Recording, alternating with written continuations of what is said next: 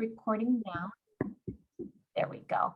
Okay, well, welcome everyone. Thank you again for joining us at today's info session that will be covering the renovations that are proposed as part of the Title III HSI STEM grant.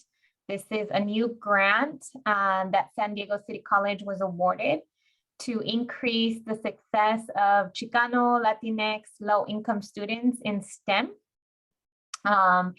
And just to give you a broad overview of the grant, it has four main goals. The first one is to increase success in selected STEM courses that have shown to have high failure rates for Latino and low-income students.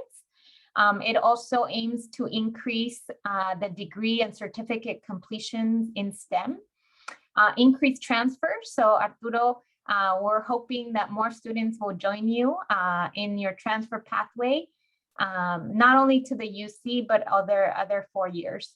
And then lastly, to establish a STEM, positive STEM identity and a sense of belonging to campus, which is where this renovation project, I think, really lends itself to. So to achieve those goals, the project is pretty broad. It has multiple programs and multiple components. It includes a summer bridge, what we're calling a Yo Puedo, I Can STEM bridge program for incoming students. It includes working with faculty to redesign their STEM courses to be culturally responsive to students. And then creating a space that integrates student support like tutoring, counseling, having mentors. So today I'll talk a little bit about the STEM Center as a space that integrates these different support systems for our students. It also includes the STEM Center and a maker space, which I'll talk about a little bit right now. And then it also includes support for students once they're further along in their journey. So it includes a undergraduate research experience program that is called the Yo Hago, I Do STEM Scholars Program with UC San Diego. And we have paid internships as well. And then once they transition to UC San Diego, they'll receive support from the Division of Student Success there. So this is pretty broad. If anyone is interested in more of this, just shoot me an email. I'm interested to give you more details. So now I'd like to give you a broad overview of what are some of the proposed renovations and upgrades to the S building in particular. So as part of the grant, it was proposed that there be created a STEM center, and this center would be located on the 4th floor of the S building. That's 401. It's currently one of the Subir centers, but it's not being operated right now. But the intention is that space would become a STEM center that would serve as a space of belonging for science students, a place where they can stop and use computers or loan out laptops, maybe print assignments. We will have increased Wi-Fi strength, and we're adding additional electrical outlets, both to the inside of the STEM Center, but also in the hallways of the 4th floor. And it's intended that in the STEM Center and along those hallways, there will be tutoring going on. There'll be peer mentors that are going to be hired to be there to support students. It'll also be a place where students can get information, but also support about paid internships and research opportunities. So that's the intention behind that 4th floor STEM Center. And to do that, I think the Wi-Fi and adding the electrical units to the inside of 401 is probably the biggest change. There's already furniture there, but on the outside in the hallways of the 4th floor is where we will be adding countertop space for individual study spaces and group space studying as well. And Joseph will go into a little bit more detail about the hallways. So I just want to be clear that the STEM Center is inside for room 401. And then the outside, the hallways, is where we will be adding new furniture, but also a maker space. So the maker space is intended to go again on the 4th floor, right outside the STEM Center. And it's intended to be a space where students can have collaborative hands-on learning that is relevant to things that are going on in their classrooms or to their degrees. So the equipment that will be located inside of the STEM Center is yet to be determined. This is something that we will be working with the faculty and students to see, whether we get what type of machinery or what type of equipment we want to add there. In the hallways, we intend that there will be STEM tutoring, probably individual tutoring going on just to keep noise levels down. We'll have a faculty mentor who will be paid to manage the makerspace and to make sure that students are being engaged in that space. And again, increased Wi-Fi and electrical outlets along the hallway. So that will be added in the 4th floor. And then on the 2nd and 3rd floor, there are also proposed renovations, and that is built along these hallways. And so here you can see how I mean, I don't have to tell you, you all are there every day, but it's pretty bare bones, right? There might be, you can see a square table over there, one of those foldable square tables in that little nook.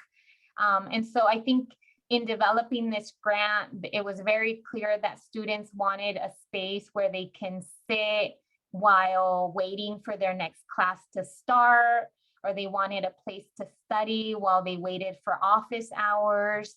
And so the intention is to have built-in counter spaces or movable counter spaces along this white wall right here, adding a big screen TV where students can see updates on research opportunities or just things going on around campus. And then in that nook there will be flexible study spaces. And that's what Joseph is going to talk to us about. What are some of our options? And again, there will be increased Wi-Fi in the 2nd and 3rd floor. And then we'll be adding electrical outlets along the different wall spaces so that students can charge their phones, charge their laptops. So that's the very kind of broad, right, renovation spaces. So we invited we're very fortunate to be working with BKM. I know that they're a favorite on campus. They've furnished other student spaces. And so we're lucky to have them back to help us reimagine what the 4th, 2nd, and 3rd floor can look like. So let me turn it over to Joseph. And Joseph, how do you want to do this? Do you want folks to hold their questions to the end, or do you want to take them one by one as you go? I think that's fine. Just to do it as it's top of mind is totally fine. One of the things, well, first of all, hi everybody. I am Joseph with BKM. We are a commercial and educational furniture designer, installer, and service firm. So our job is really to put suggested layouts together that work for you and make a space work harder than what it currently does now. In processes like this, I think it's key for it to be as collaborative as you guys want it to be. We can come in with ideas and say what we think works based on our experience, but ultimately I love hearing from the people who are going to be using this on a daily basis or interacting on a daily basis, because certainly they know better about what they see from day to day than I do, right? I can come in and I can say, hey, this probably is a good idea, but there certainly might be pros and cons to what we're proposing. So I think making it collaborative as we talk through it makes a ton of sense. If you have questions, feel free to jump in, and we can kind of address it as we go.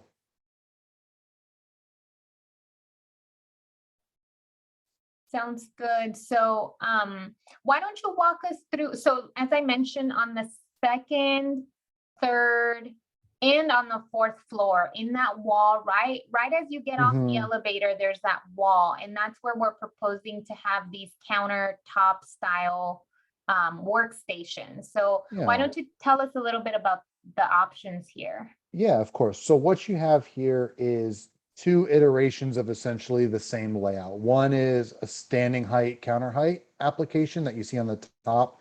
So it's a little bit higher off the ground.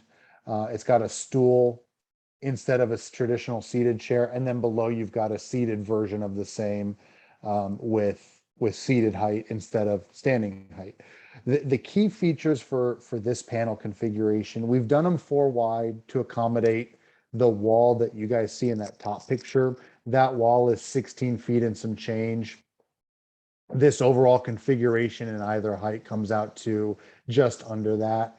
So it's really intended to kind of fill that space, but certainly we could extend it to fit a 30-foot space like we have on that concrete wall as well. Obviously, not maybe all the way to the glass, but within reason. So it really is just a snippet. And what you have here is really a paneled station. So it's not a full cubicle, but what you're looking at really is going to be an architectural panel that we would build on site for you guys.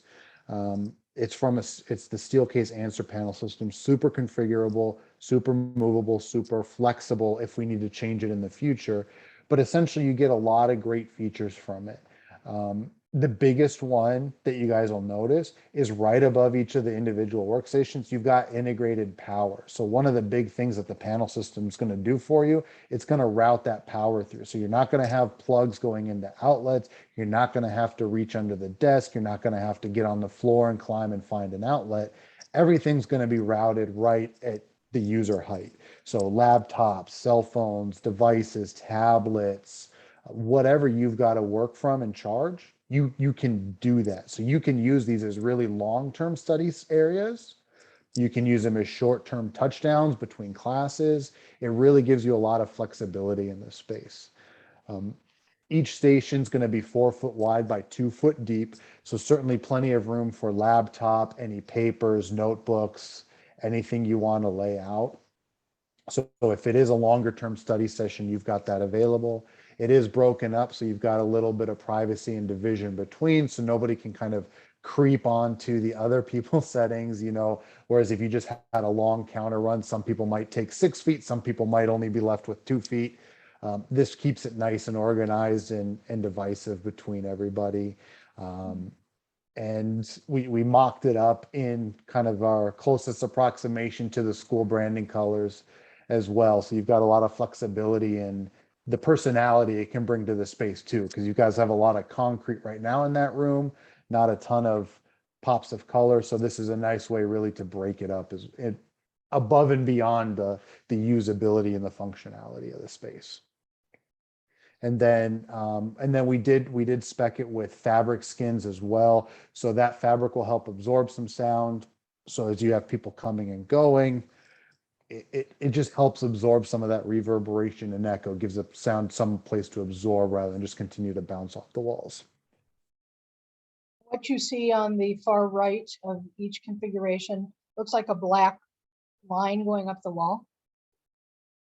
That's actually the power pole that will, the way we're going to get the power in is from the ceiling. So the electrician would drop the power from the ceiling, the electrical conduit that we would provide would then flow down that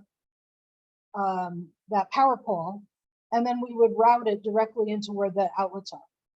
So there's no need for you to damage your walls by drilling into that concrete to try to put electrical where it's so hard. You don't want to do that. So in order to keep the integrity of the space itself, we found a way to provide you with power and data, USB ports, whatever you might need, without having to break anything. It's all just going to drop straight down from the ceiling into the end of the run of the panels.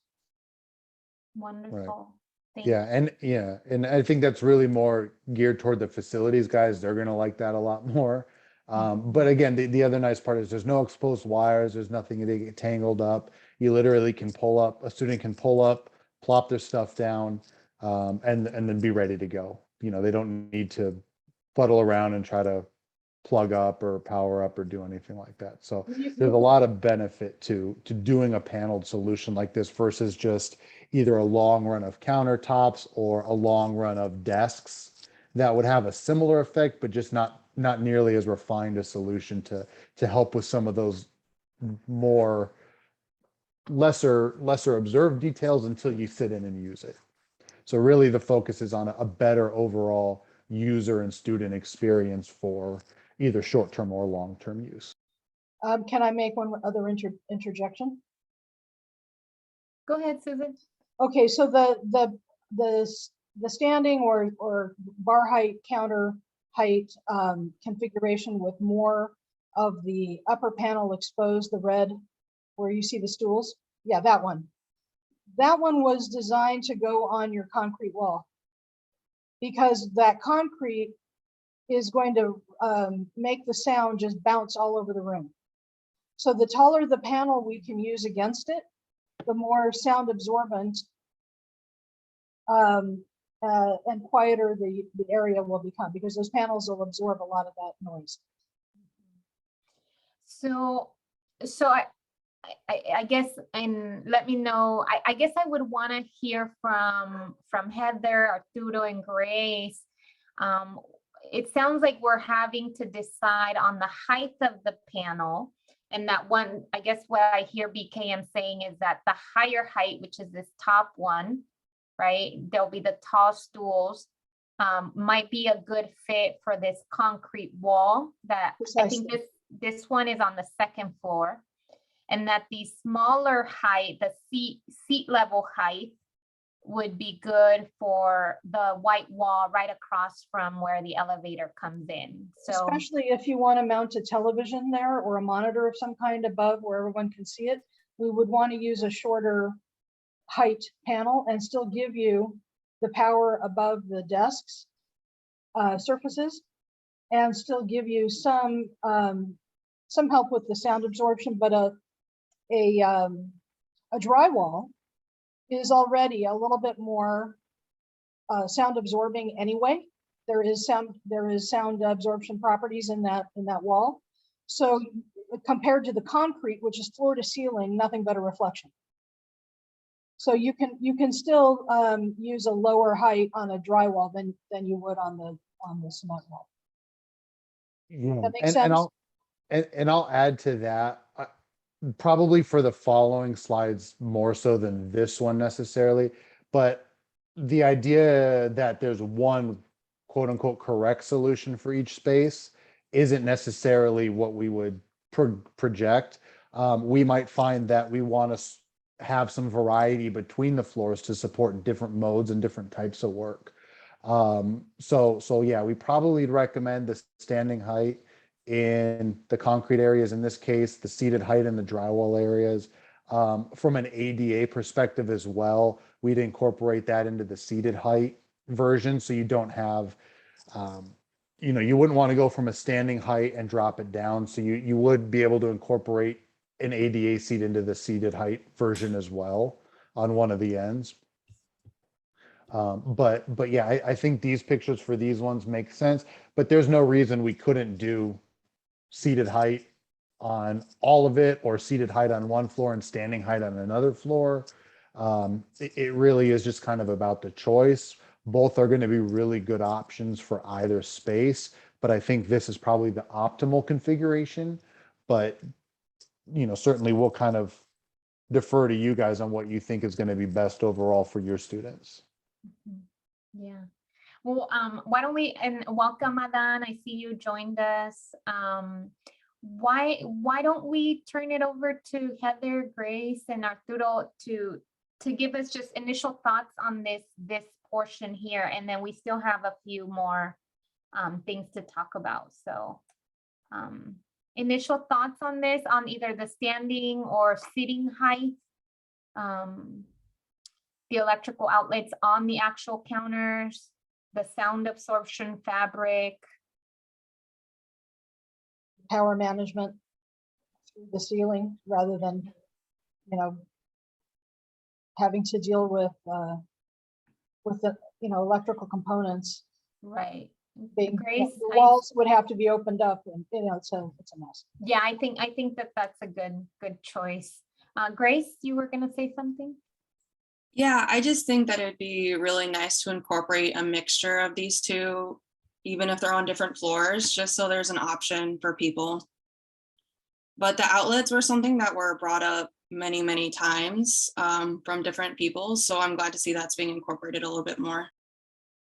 Would you want to see power and USB? I don't know if USB would be a really wise choice since we're currently kind of switching from USB to USB-C. Well, So that could okay, become that's, difficult. they can accommodate that too. The question is, do you want to be able just to go directly with your phone or your laptop or your notebook right into either one, whether it's a receptacle that, you know, has a three prong, like for your power cords, and then have a separate, the other duplex that's next to it in the workstation could be where you have the USB or USB-C, where someone is just wanting to charge their phone or their iPad, and just plug it right in. Yeah, I think a good mixture of those things would be really helpful and useful for students. Okay, that's perfect. That was our thought. I like to chime in there too. Like, thank you, Grace, for that good input. I definitely agree. Basically, we want to have it equitable, like when having like high and low too. But also, I'm also thinking about the high ones because I'm a guy that's like a big plus guy. So I think when having those high chairs, it can be uncomfortable. Maybe we have something like where they can rest their feet or something like that underneath that. It'd be great because sometimes discomfort might just like, okay, I don't want to use them, and it'll be probably like a waste of money. Why, you know, like if we did that. But also, I'm looking at the power cords because what happens if there's like a spill there? Like maybe we can have them higher because then there could be a delay in some electrical wires, and that could cause some kind of like setback in the students' education. So maybe we have the outlets and like all the connections a little bit higher, maybe because in case there's some spill. But other than that, I think it's a great idea about the whole soundproof sound and these two combinations in different floors. Certainly the outlets can be routed through the next channel up. That's not a problem. We just wanted you to understand that you have the ability to power up right from where you're sitting, where you don't have to try to route cords down to a duplex, an electrical outlet down on the floor. You know, that would be really tough. So these panels give us enough channels across on the horizontal axis and on the vertical axis to be able to run the duplexes, you know, higher up. That's not a problem. And Susan or Joseph, the suggestion to add I don't know what it's called. It's pardon my lack of terminology here, but a line at the bottom. I've seen some tables have that at the bottom. There's like a wooden or some sort of line there where folks can rest their feet. Oh, yeah, you know what? The work surfaces mount to the panels on 1-inch increments going from the floor, you know, from inch number 7 all the way up. You can put the cantilevers in and put the work surfaces in at any height. So if you want, I would say we can investigate a 12 or an 18-inch shelf, because if it comes all the way out to 24, you could bang your legs trying to get in there. Right. Okay. Yes. Right. And I would want to make sure that the materials that we choose for that I would advise Joseph to have a look, and let's find you the right kind of material, because people's shoes and feet could scuff stuff up. We want to make sure that whatever material we use for that rail, or that idea of having a shelf under there, would be a material that would withstand the test of, you know, shoes. Right. Yeah. Yeah, and another option too we will look at is a stool that's got a more pronounced foot ring. because this one's kind of got an integrated structure that is within the legs, but there are stools that will have more of a traditional kind of foot ring around the outside of the perimeter of the legs. And that'll give you kind of that stool that's got it built in. So we can certainly look at addressing both of those.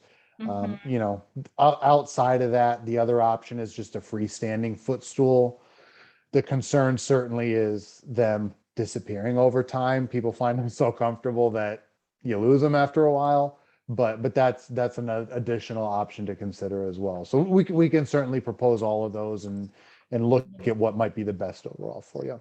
There's one thing about the foot ring style stool, as opposed to the integrated bars going around the frame, is that those kinds of stools would be height adjustable. They wouldn't be a fixed height like this type of a stool. So if you have a height adjustable stool, you go from a lower seat all the way up to a taller height. And people may or may not think about how to operate those. And all of a sudden they sit down and it's way too low for them, or they sit down and it's jacked up way too high for them. So the foot ring, while it's a great way to have some place to put your feet, as opposed to the bar that goes between the legs, below the seat there, you see it. That would be the only thing I would want to caution about with the foot ring style.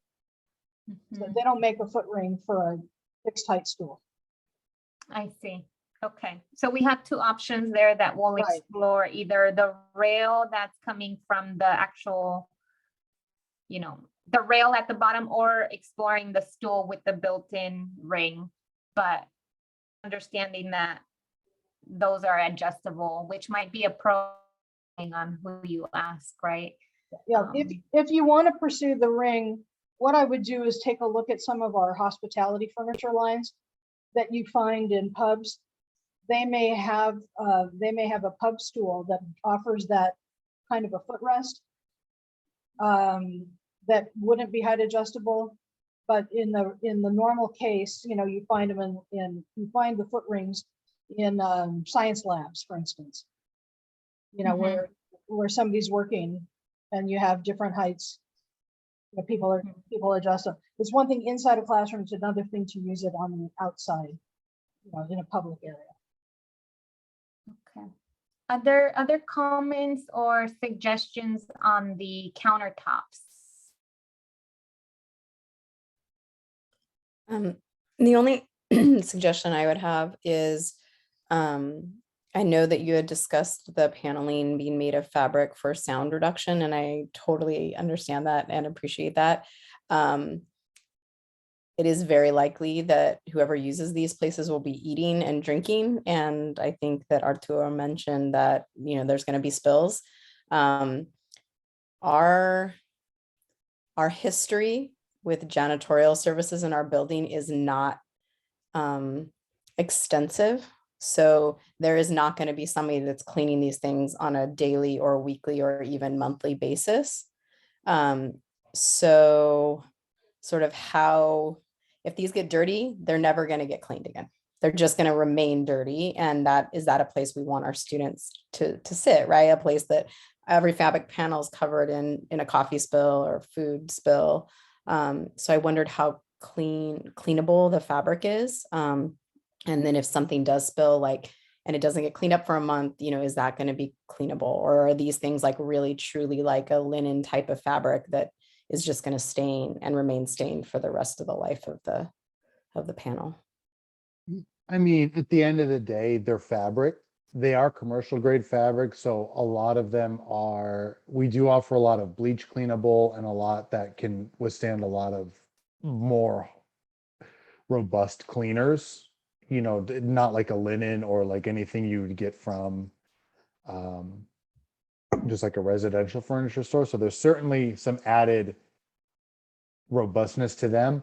But, if coffee gets spilled on it and sits for a week, it's not ideal and the stain's going to be there. So that's certainly a good consideration. So we can look at alternate configurations as well and see kind of where to go from there. Well, Okay. there's I just want to interject again. Laminate is impervious to anything in terms of liquid. Nothing gets into the laminate, it's sealed. So even if you spill a coffee on the work surface, you just wipe that up and it's cleaned with Windex. Yeah, right. The panel fabric, as Joseph was saying, doesn't have to be an openly woven fabric that's meant for panels, which is what we specified. It can be a vinyl, like a healthcare grade vinyl that you can wipe down. No matter what it is, it's like Joe said, it's bleach cleanable.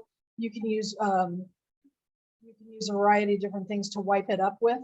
Even just water on a wet napkin can remove anything that is spilled there. We just want to make sure that whatever we choose has some acoustical fiberglass or whatever the other materials that could be within the covering, so that you do not lose that acoustical advantage. Almost everything is, sound will travel through fabrics. This is not a big concern.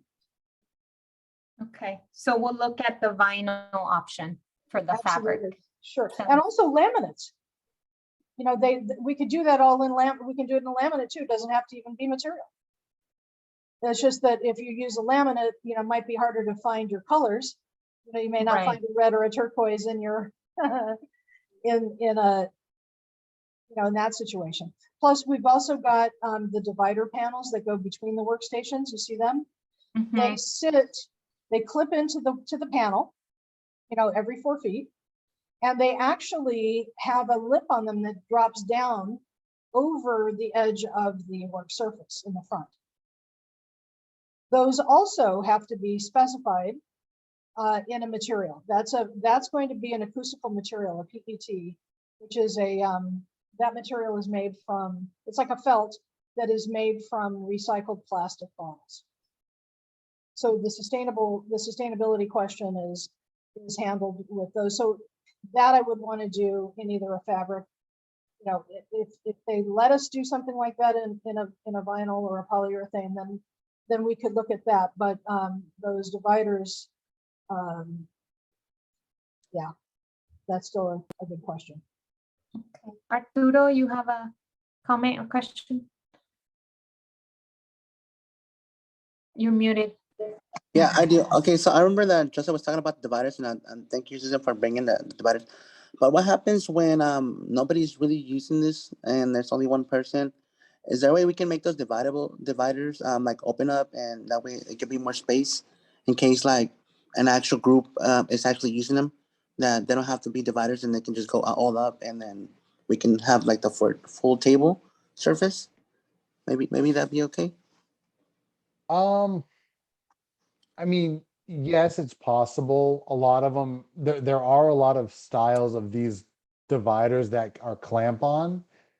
I think from a long-term perspective, having them movable and removable is going to lead to them getting lost and then ending up with just a wide open surface. So it really kind of becomes a question. You can see we went with relatively low panels, so they're not so private that it's impossible to work with others. But I think the goal we tried to hit with these spaces was really to be individual spaces, focused, heads down, individual works. And then in some of the other areas we'll talk about in a minute, to incorporate more group settings.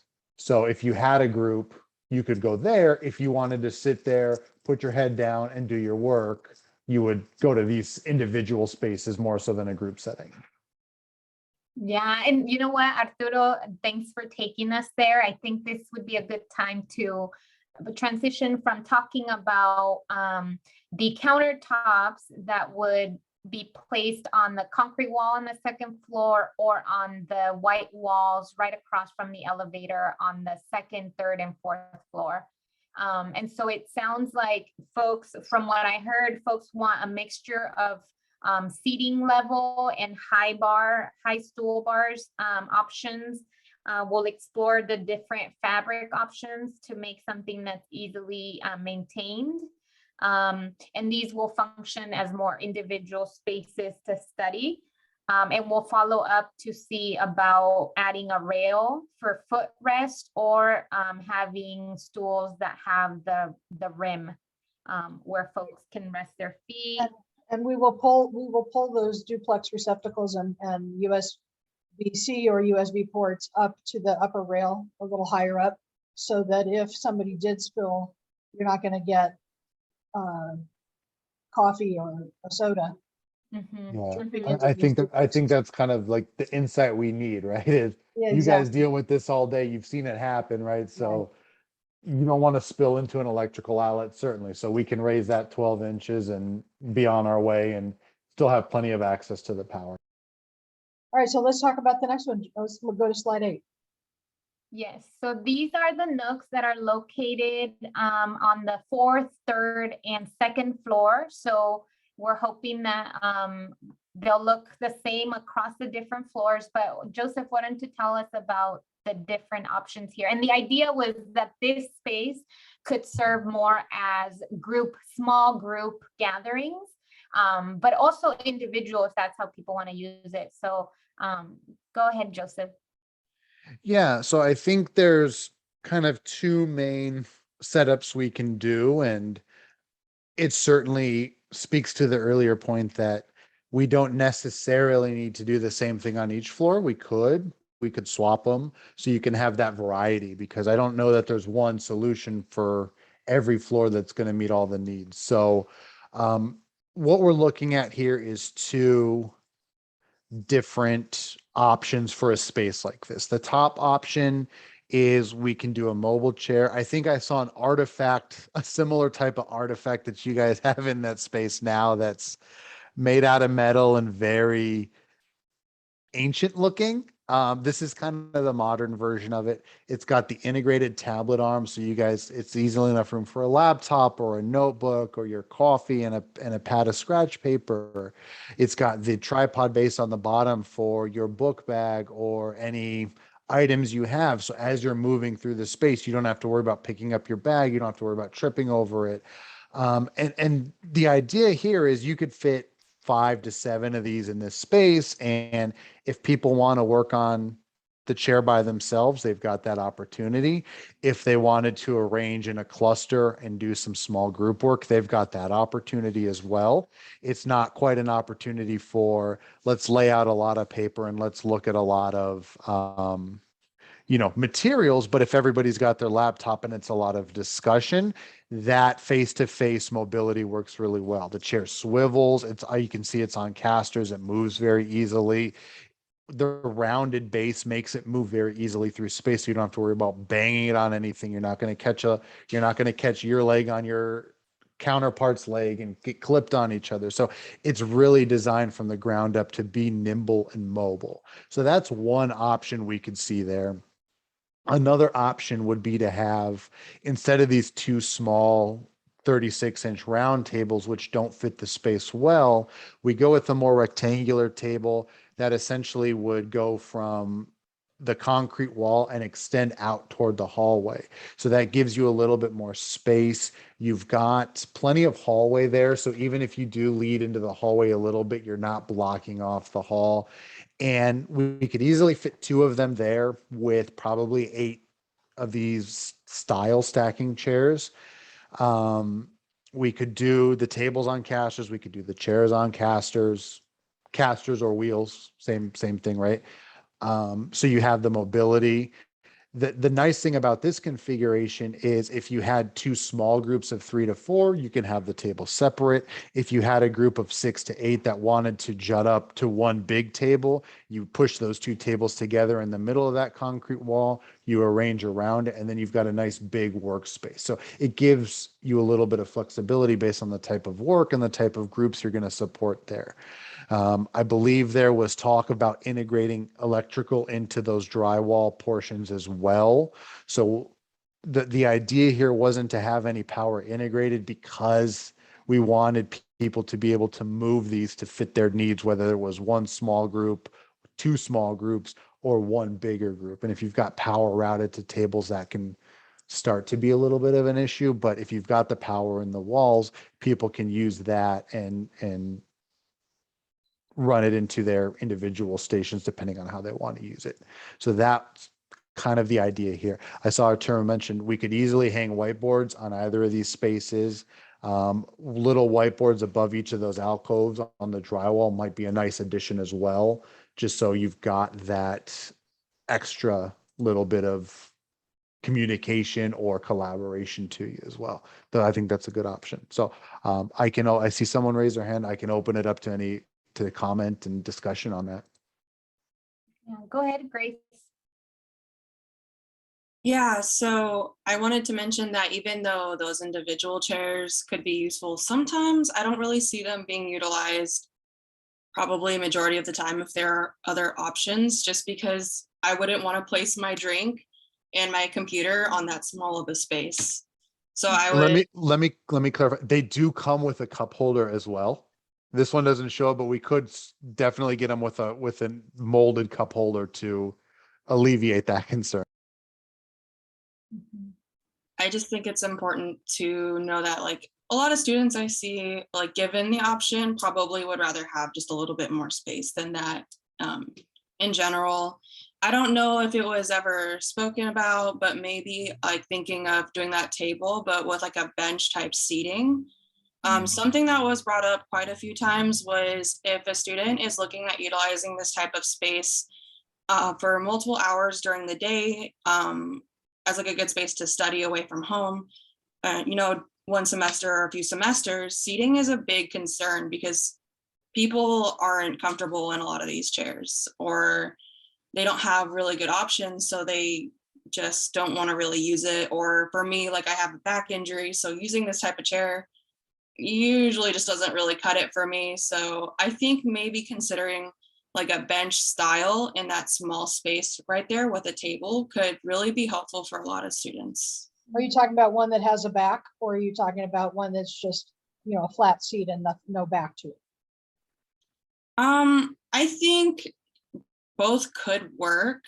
I think it's more about just having the extended seating rather than it is having a back or not, depending on how much of that space is capable of handling like that indent. But We can also do a table that has the benches attached to it. It's all one piece. I think that would also be a really good option to consider. Yeah. Yeah. It's like a picnic table style. Yes. Yeah, that would be really nice. Okay, so I'm hearing you, and I share a concern about these tables, it being such a small space, right? And knowing that students have a laptop and their folder or their book and a drink and their phone, right? So I think I kind of share in that concern. I liked how mobile these chairs are, so I like the wheels at the bottom. And then I'm hearing you say having different seating options. So perhaps, yeah, the bench with either and maybe we could do a mixture of benches with a something for the back to lean on and some without. So, other thoughts? Yeah, I mean, just to compound, there's no shortage of options. I mean, these are kind of two of the more typical configurations we see. So this is the kind of feedback that's really critical in this process, right? Making sure we give you guys things that are going to be used and fulfill kind of the overall goal of what you guys are trying to accomplish. So I think this has all been really great just a general note. And we can certainly take this and look at a couple other options to share in addition to what we've shown initially.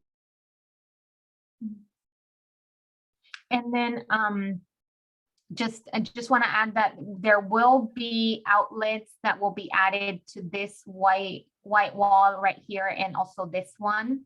So on both ends, just want to clarify that. And then Heather, you have a. Yeah, so I'd just like to speak on behalf of the students that are specifically on the fourth floor that are mostly, excuse me, anatomy and physiology students. So I think the big benefit of the tables is that those students are often working with like large diagrams, or we even bring out anatomy models. So the smaller individualized chairs just won't work for the types of studying that the students would do on that fourth floor. I think that the tables are a much more would be a much more productive space for the types of studying that they do. That's kind of, and it's a lot of group collective studying. And since there's already an individualized option in the previous context that we looked at with those that wall configuration, I think that making this like a truly groupy study things where we're all looking at a collective space is nice. I think I liked the comment about the benches. Our students, while this might not be a popular opinion, like our students sleep in our building. And when I was a student, I slept in at the campus too. I was there all day, and I might have like a 2-hour break and I might take a nap, and a bench is sometimes a nice thing to like be able to go lay down on. And I have students that lay down on them all the time. So it gives a little extra flexibility for students that are there all day. But I do think like maybe a hybrid option where maybe each table gets a bench and a couple chairs would give you dual flexibility, right? A bench for the collective seating or bigger seating, and then maybe some chairs that are more mobile that you can move in different ways. And it would also leave those tables more open, as opposed to doing like a picnic table style. It would leave those tables open for more accessibility for people with different mobility issues. So I know that, if you can actually move the benches away, or if you can move the chairs away, that allows for more access for people with different types of mobility or sizes to access these spaces. Can I show you if my face can come up onto the screen? Sure. You have to end the screen share for a minute. Oh, okay. You want to share? Yeah, I wanted just to show you a picture. Okay. That's a picnic table that we're talking about, where the benches are either attached or not attached. There's lots of different versions of this idea. Is this the direction you wanted to head? This happens to be. I think like a bench that can be moved, and then a couple, like maybe a bench on one side and chairs on the other side. Okay, well, they do that especially for ADA. Yeah. So what I was showing you is a plank style top. Okay. Because a plank style top lets you write, as opposed to the meshy thermoplastic solution. So here we go. Like, this is ADA. That's what I'm talking about, thermoplastic. Can you see it? You've all seen that when you were students in school, or if you ever go to a public park. Once again, the benches are attached, but it's only half a bench on one side, so that if someone in a wheelchair can come wheel right straight up there and just park. So there's less of a bench on that one end. Then we have something else again that looks like that, where you have 4 chairs, sort of attached around. Sorry, I'm just But I guess what I'm hearing folks say is something that is not attached, so that it's easily movable for accessibility. Yes, But that's what okay. I'm looking for now. I see. Okay, and Grace, did you want to add something? Well, I think those are really good options for additions to outside, because I think it's important to have options outdoors for students to get together and study, especially students who are maybe more concerned or immunocompromised, who just rather be in open air. However, that's not really the envision that I had. I was thinking more of like a, I don't want to say cafe style seating, but like a long bench, maybe attached to the wall, and then a table that's not. And then on that other side, you could have those individual chairs. That way you have a different variety that could be compatible for a lot of different people, but more comfortable as well. Mm-hmm. Yeah, something inviting. Perhaps Susan brought up, just kind of images that may prompt our thinking, but not necessarily those, right? Those are, it seems like those are outside kind of furniture, but we want something inspired by that is more indoors, more comfortable and more flexible for moving. Can you see, there are 4 different style benches on this one page. Some of them have backs, some of them don't. These are freestanding benches. Yes, yeah. And they can be as elaborate, as you want them to be. And they could also potentially also be, you could do upholstered benches like that too. Those are, they're occasional furniture. But then you run again the risk of something spilling, and then you're dealing with that. But you see how benches can be almost anything you want them to be. Yeah, so I think in the essence of trying to knock out the rest of this conversation in the time we kind of allotted, I think we can certainly integrate some benches.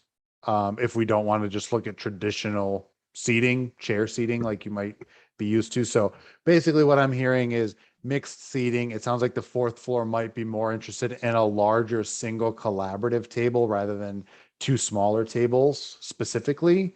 But that the No, other I spaces. think smaller tables is fine too. I just think that the individual seats wouldn't work. Got As it. long as Okay. there's like a table style. I mean, 2 tables is nice because you can move them together or you can separate them. Right. Yeah, I think that would Absolutely. be Okay. great. So it sounds like for that space, we're looking at the rectangular tables and chairs or benching rather than the individual seated chairs. So that kind of provides the group work area, and then the single positions provide the focused single unit, oh my God, I'm blanking, individual work, sorry. Mhm. For what you want. So that way you've got 2 areas, very distinct use cases that are within close proximity to one another. And then you'd have each of these kind of reiterated on the second, third, and 4th floor as well. Mhm. So you'd have plenty of those options. Okay. What's on slide number 9?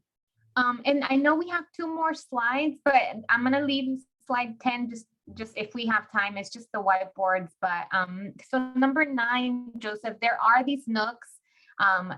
This is close to the stairs, but there are potentially on the 2nd floor. Once you pass the doors and pass the seismic break of the building, leading to the faculty offices, there is more space where perhaps we thought about creating a more kind of individual lounging space there. Tell us what the option here is. Yeah, so lounge pieces are certainly big right now in a lot of space designs. A lot of it is focused towards people working and doing heads down work. But a lounge piece like this is nice if you're passing between classes, if you're finishing your coffee and just want to catch up on some emails, if you're watching a webinar or watching some trainings or doing those virtual calls. It just gives you a little bit different approach to doing that. You're not as rigid. You can relax a little bit more. You can almost have a little bit of respite and rejuvenation between the focused heads down work. So with little corners like this, there's a lot of options for integrating little corner lounge pieces. I think you guys have kind of tried to do that with some of the pieces you have. As you guys can see in that photo, there's an existing lounge piece with that little table, the work surface arm attached to it. That's kind of the idea, right? You're not going to sit there for 5 hours and write your dissertation there, but there's certainly plenty of good work that can be done there and have you in a little bit more comfortable position. So these options are just to show something a little bit different. The top is a corner lounge piece, obviously intended for use in a corner. Gives you multiple seating options. You can sit off to the left, you can sit off to the right, you can lean on your arm on the left to have a little bit more relaxed, you can lean your arms on the right to have a little bit more upright posture. You've got the proximity to the outlet there, so it's somewhere someone can just recharge for a little bit, take a load off, and then get on for the rest of their day. The bottom option is more of a freestanding slim work surface. Again, similarly, you've got close proximity to power. It's not somewhere that someone's going to set up to work necessarily for the better part of a day, but it does have some features. You can't really tell from here. It's got integrated power. It's got an integrated bag hook, those little hooks right under the surface you can kind of see poking out. Yeah, those are little bag hooks, so you can hang your bag from there. You can just stand there. It gives you somewhere to lean on in passing. So just little things like that. So those are little things you can fill the space with just to make it a little bit more usable, um, rather than just being a dead corner that nobody really uses. So those are just some options for what's possible. One of the things to be clear on everything, finishes, colors, styles, there's too many to name in an hour call. So really it's more conceptual in terms of what would you like to see here? And I think probably it's a combination, right? There's some areas that a couple of lounge pieces would be great. There's some areas where some additional standing height room would be nice. Proximity to classrooms is really a big one. You know, what type of work are people going to be doing while they're waiting for their class? So that's just kind of the idea, to show you two different approaches to this little used nook. One, a little bit more refined option of what you guys have now. Two is a space that can work a little bit harder and have a little bit more long-term functionality in terms of getting work done. Thoughts, Arturo, Heather, Grace, Adan, Letty? I mean, I think the corner lounge piece, like how you have like the hair black and yellow, I think that'll be a good integration piece, because like how you were saying, Joseph, it's something that you can just go there, sit down for another 5 minutes, drink some water, you know, like recap. But honestly, I think for the second floor, because I was part of the second floor a lot, like because I'm a mechanical engineering student, so I took chemistry. Chemistry, I think the second floor is gonna be, for me, is to be used more as of a group project also, because you know when you're dealing with chemistry, you have to be dealing with the chemical equations and a lot of problems solving. So I think for that floor, it should be more like of a standing and less of trafficking the whole area of the second floor. But I think the whole lounging piece corners is a good idea. So Arturo, you're saying that on the second floor for chem engineers, more group areas, group projects? Yeah, that is correct. Okay. And then I'm looking at the chat. Our current lounge pieces get some of the most use of all the furniture on the third floor. Okay, so those are the popular ones. Letty, I see that you dropped an image. Let me see. Yeah, that was just a popular bench that I had ordered for students in the STEM center, and these were used a lot. I think the students appreciated the high back, and the fabric was a really nice addition. It just kind of blended in with the kind of color motif that we were going after. But that provides back support if you're looking for something like that. Okay, let me see. It came up as a doc. Yeah, I just embedded the image in the Word doc. Okay, So so it's a really small image, I know, but I can get some bigger pictures. okay, so you're talking about the sofa here? Mhm, yeah. Okay, yeah. But that's the type of bench that you can pull up any movable table to that. And the tables would be movable, so you can connect two small ones, but addressing the students' concern that, hey, we need more like flexible seating, like with maybe a bench that is just more comfortable to sit in. This would be. Mhm. Yeah. Yeah, so I will say one of the other areas that Liz, you had showed me were some hallway runs like that, where something like that would be more supported. Um, I didn't include them in kind of our conversation here, but I know like some of these yeah, like you see here, there was some discussion about including some better lounge pieces there, and I can share my screen real quick if you'd like. Yeah. We're doing over in the AH building, actually, where'd it go? Okay, Something Adan, like I know you have to go, but thank you. Thank you for joining us. Yeah, so thanks, Adon. In the AH building, we're actually proposing this. They've got big runs of windows.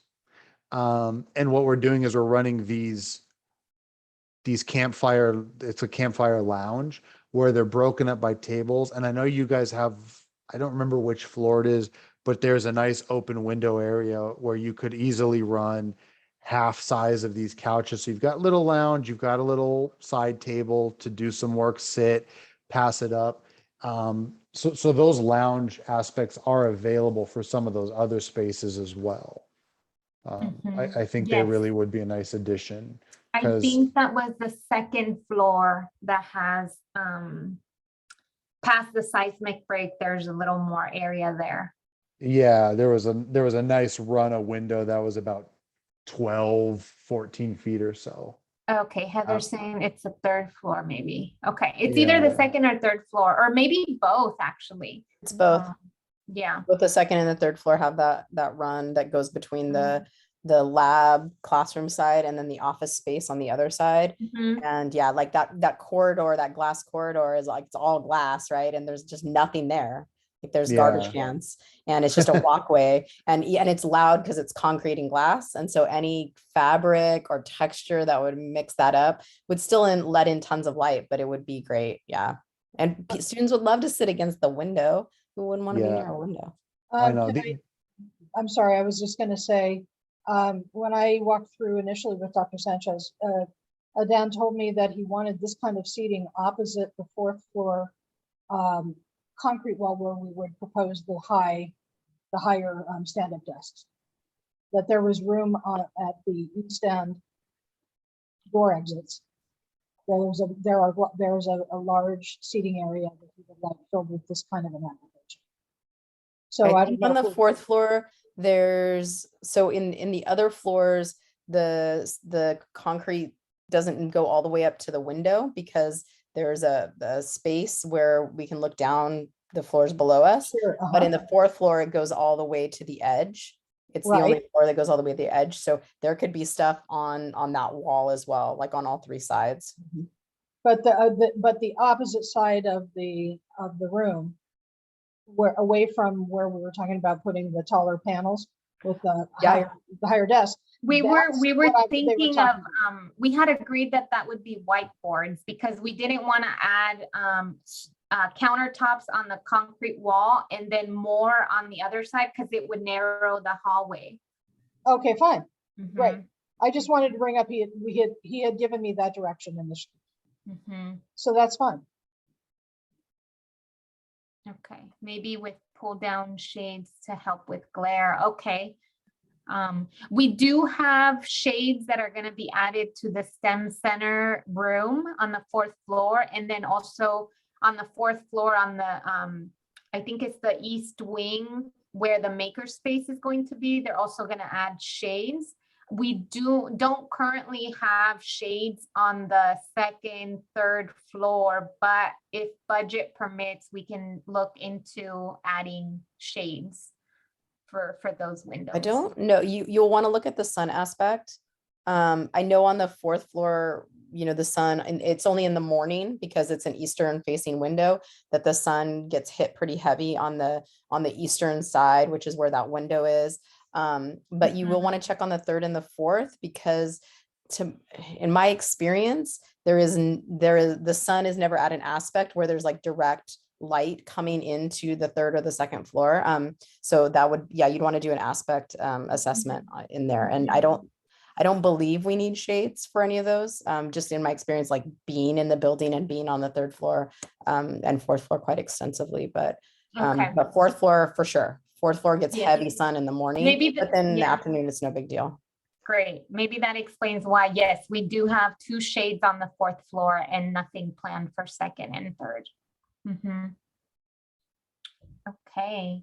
And lastly, since you all are still here, we are proposed, so this is on the second floor, right across from this big concrete 30-foot counter, or 30-foot concrete wall where we will add countertops. Right across from it is this white just white wall where we're planning to add whiteboards. We didn't want to add more countertops here because that would be narrowing the hallway, and there are that is an exit right there. So we don't want to narrow it too much. So we thought, let's add counter space here against the concrete wall, and then whiteboards on the other side. Comments, thoughts? Yeah, I Yeah, think, yeah, I'm sorry. No, go ahead. I was just gonna point out, we went with 6x4, so you can fit 3 wide, so you can easily have a couple of group sessions. We can certainly propose magnetic ones so they can double as material posting. So if you know you need to post flyers or you need to have materials there, a couple of magnets to snap it on is readily available. So they kind of serve a multi-purpose use. So that's all I was gonna add to that. Thank you. Yeah, that's Arturo? good. That's a great idea for a whiteboard right there, especially in the second floor, because that white wall, like right there, is super long and it can be really, really used. Maybe one thing that we can add underneath the whiteboard is kind of like a countertop, so they can put maybe like their book or like notebook or something like that, in case other people are working on the opposite side. Because things can get heavy in your hand. So I mean, but it's gonna be a good idea. So maybe not seating, maybe not put seats, but a small, narrow countertop option. Okay, Grace? I like the idea of just having a little bit of space to like set some things down if you're working in that area. I don't see myself using a whiteboard if it's too far away from where I'm studying, trying to relay information back and forth. I think it'd be really cool to have an option for some portable whiteboards if that is possible.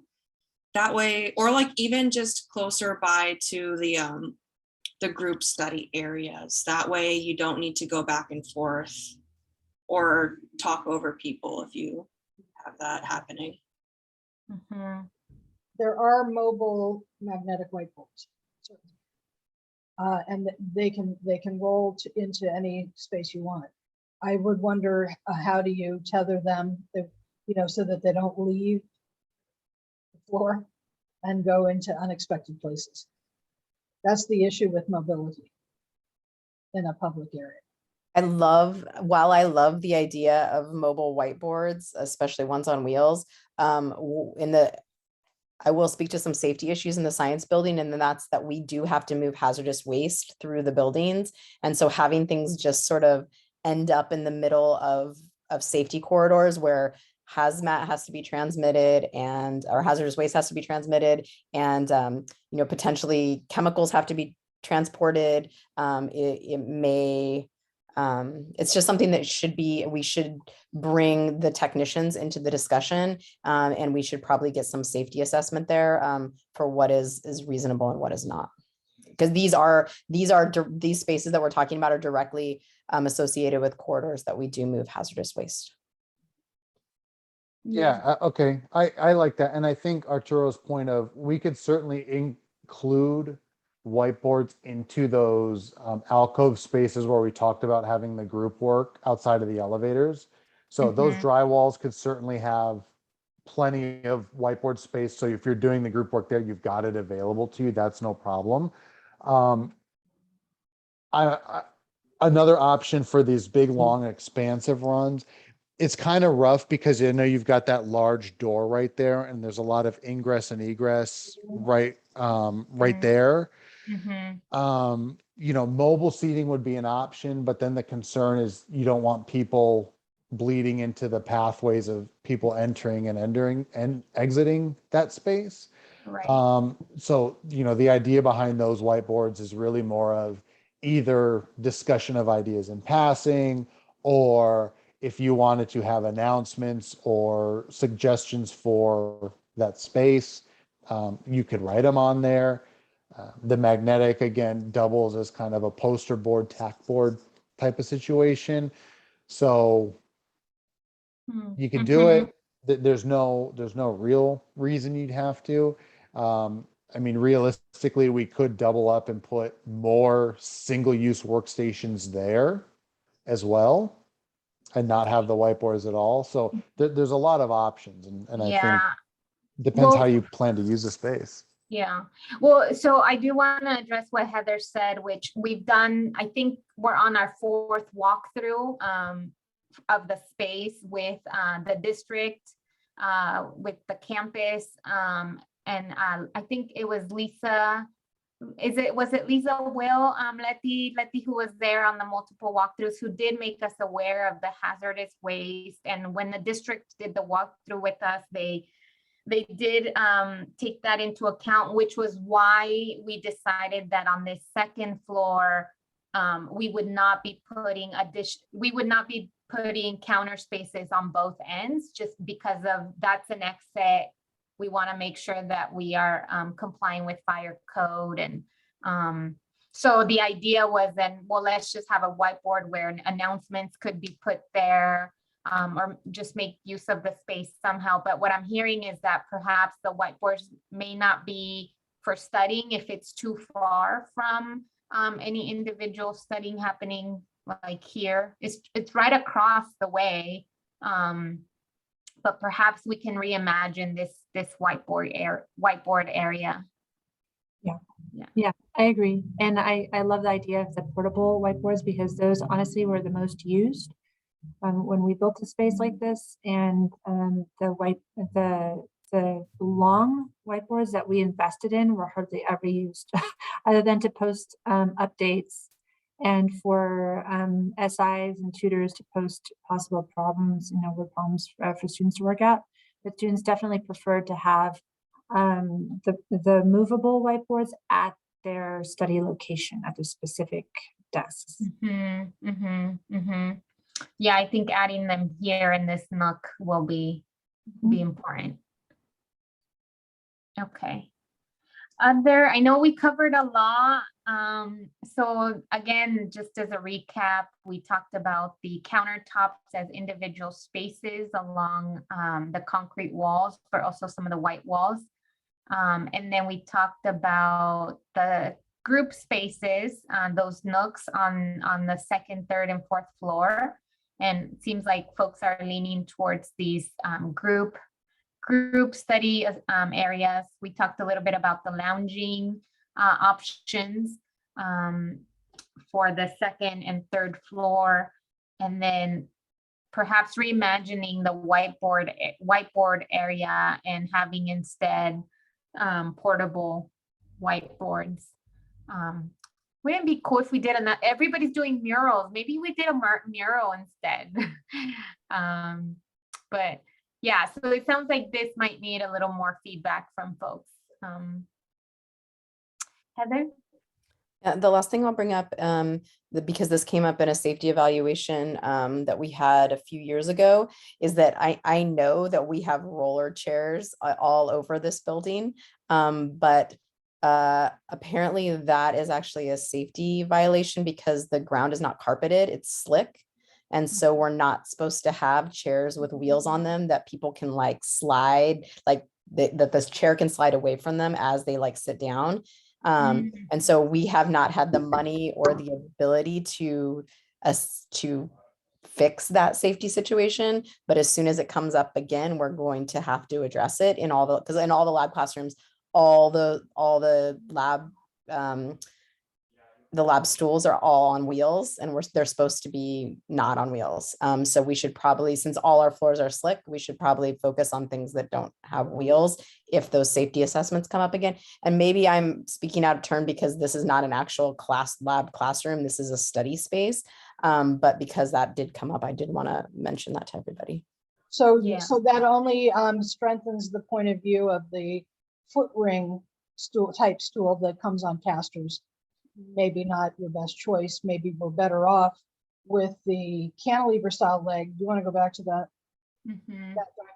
Okay, so that's a four leg style, but they also have the kind where it looks like skis on the bottom going from back to front, where there's a piece of metal that goes from the front leg to the back leg connected. It's all unitized one piece. We could also do those that slide rather than a four leg. So it sounds Well, I do want to keep that in mind, and I know Letty talks about the high school kids coming onto the S building. I don't know if they make it to the third floor, but I would not like to see a high schooler, trying some rollerblading tricks with any of the chairs. So I think we'll stay away from any chairs with wheels. And instead here, just add the foot rail at the bottom. Yeah. Similar to what this has, this has it built in already. Yeah. Okay, thank you, Heather. Other final comments, thoughts? I know Arturo had to go. Will there by any chance be additional closed off areas for group study and collaboration? Like, what do you mean, like closed off? More like study rooms. So if you're going to be in a group and you're going to be discussing a lot of things and collaborating, that you're not being loud in an open space, that you have like a closed space. And then that could also have whiteboards, a good collaborative area for students to get together and study. I don't know if that was an option for the building or how that was going to go about. Yeah, let me answer. Susan, you're showing us. Yet again, that style that I was mentioning before, that's a different kind of a leg base. You see how the metal, it's metal on the floor from back to front, along the side of the chair, as opposed to four legs. You have this like a sled base is what. Yeah. So nice. if you think that might be even more stable, and you see that this still has the bar going, where your legs would drop down. Yes, nice. Yeah, that looks So good. that's the other style leg that I was referring to. Yeah, I like that.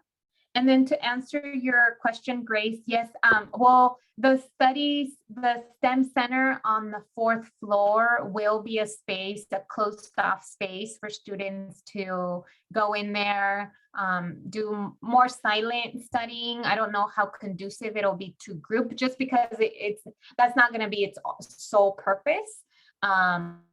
But students could go in there and do some studying in there. But I don't know if Letty or Heather know of other spaces in the S building where that would be available. Yeah, so on the 3rd floor, actually, we have a biology resources center, which is a large closed study space that's basically right under the 4th floor where your class hangs out. It's like right underneath that. It's an open space with big tables and whiteboards and all of this stuff. It hasn't been open because of COVID, because there's no classes actively on the 3rd floor. And we house a lot of biology models and things that are very expensive in there. So we can't just have it open. I will bring up to, everyone that's here, we are in an urban environment, and our particular building is on a thoroughfare of people that are doing a lot of moving, and we're right across the street from the high school. And that we do have safety issues in our building. And so any like nook type places that like are closed off are places where bad things happen in our building. And I've seen wild things happen in the times that I've been in that building. And we've come into the building and there's been naked people on drugs running around the building. There are assaults that happen in spaces that are closed off. And so we try to make all the spaces that are for students that are closed off, big, open, available to lots of people with lots of traffic, so that it makes sure that we don't put students in places that potentially there could be dangerous safety issues, just because it is an open public space. And we have, as Letty can state, we have all kinds of interesting things happen in that building all the time. Yeah, I meant by closed off is more transparent, but like just some kind of barrier, like a window that would just kind of allow there to be, separation of space. But I totally think that not having like closed off areas where you can't see through them, I think that's definitely not safe. And I agree with that. So I think you're going to love the 3rd floor. Once you realize that space exists and you go in there, you're gonna be like, oh, great, we have this huge study space. You can talk loud, you're outside of the main corridor. There's all kinds of resources in there. And yeah, you're going to be very happy with it. Yeah, I'm really looking forward to utilizing more of the spaces that are available that just haven't been available in the last couple of years. I think a lot of students don't know that these things are available, including myself. Is we just have to find a way to get that resource center staffed, which the grant can help us. I mean, up until this point, it's always been the view of our department, and we've talked about this extensively. If you have access, if you allow access, you limit staffing. And if you want staffing and want everything to be well protected, then you limit access for students. And so we have always, as a department, just sort of adopted a very open access policy for that room. And we know things disappear, but on the whole, very little gets lost from that room, while still allowing lots of access for students. So typically that room is open from, historically, since the building's been open, outside of COVID times, that the BRC is open from 8 to 10 o'clock every day for student study. Thank you, Heather, for the insight, and Grace for all your comments, everybody who joined us. I'm gonna stop the recording.